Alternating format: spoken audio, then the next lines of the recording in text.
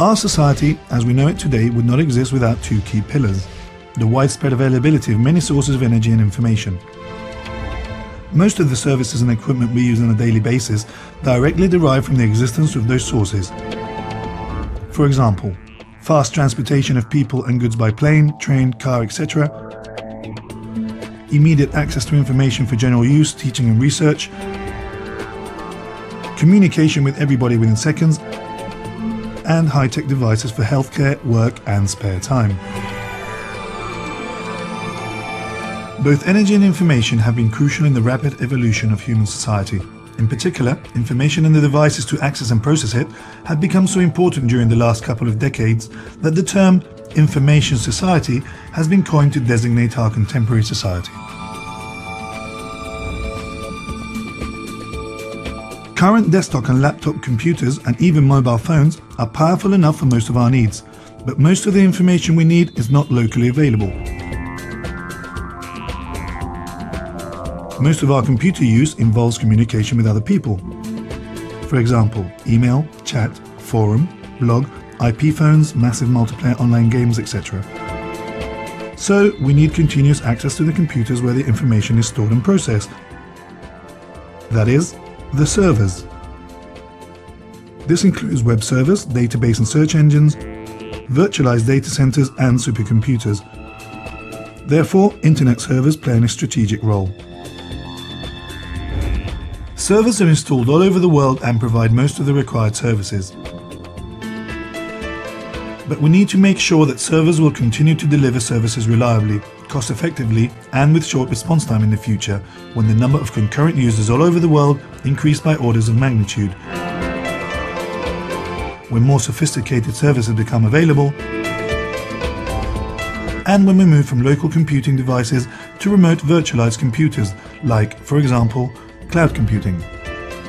This is a key challenge for the future of our society. In this project, we take on this challenge aiming at developing faster, more scalable, reliable, cost-effective and power-efficient servers. And we do so by defining a novel system architecture that will be easy to program and will provide support for significantly more efficient device sharing while remaining cost-effective. Together with the research task, we also define a strategy to guarantee that the outcome of this project will be transferred to industry, thus making sure that the project results will benefit our society.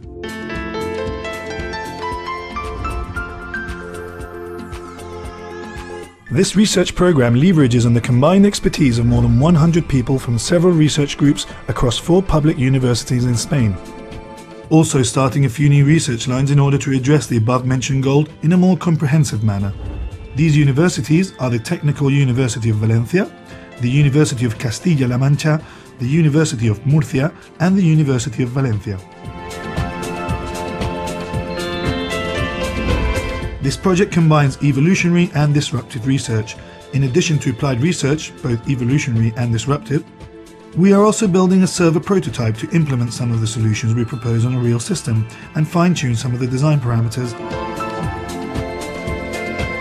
The prototype is based mostly on commodity components and consists of 1024 processing cores arranged as 4-way motherboards with 4-core AMD Optimum processors. Hypertransport is the enabling technology for our prototype, whose extension provides shared memory across the entire cluster.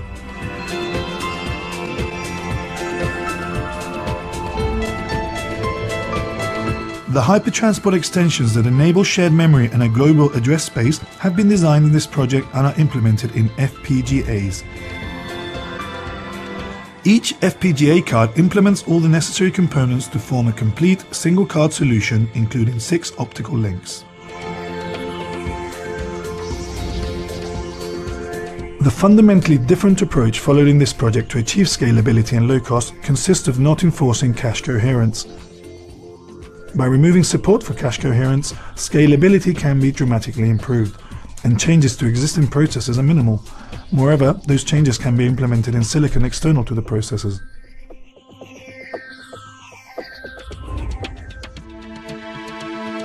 In combination with this prototype development, we have set up a direct path for technology transfer to top information technology companies like AMD, Sun, Hewlett-Packard, or through membership to the Hypertransport Technology Consortium. We are members of the Technical Working Group, the committee that makes decisions on standardization of hypertransport technology, and we lead the Advanced Technology Group, the committee that proposes technologies to standardize in addition to the consortium members' companies.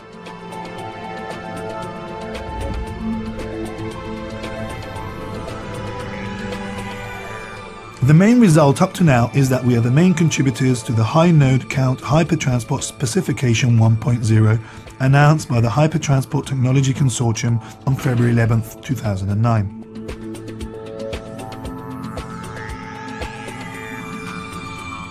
This project, as a whole, develops research on almost every aspect related to Internet servers, including processor, memory, and interconnected architecture, multiprocessor systems, system software, parallel file systems, dynamic load balancing, and techniques to efficiently support data acquisition and client accesses through wireless networks, as well as improving the quality of resource access through the grid. It also includes applications and services, developing research on different distributed applications that are based on servers.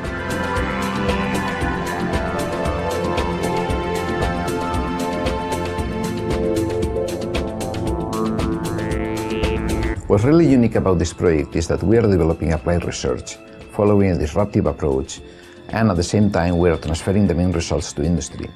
We are moving from traditional message passing clusters to global shared memory, in a way that achieves scalability and performance at very low cost and by introducing minimal changes to existing hardware designs. Additionally, we are prototyping the cluster architecture to verify that everything works, and standardizing the main results through the Hypertransport Consortium, thus making sure that our results will be widely available to industry and therefore to the society.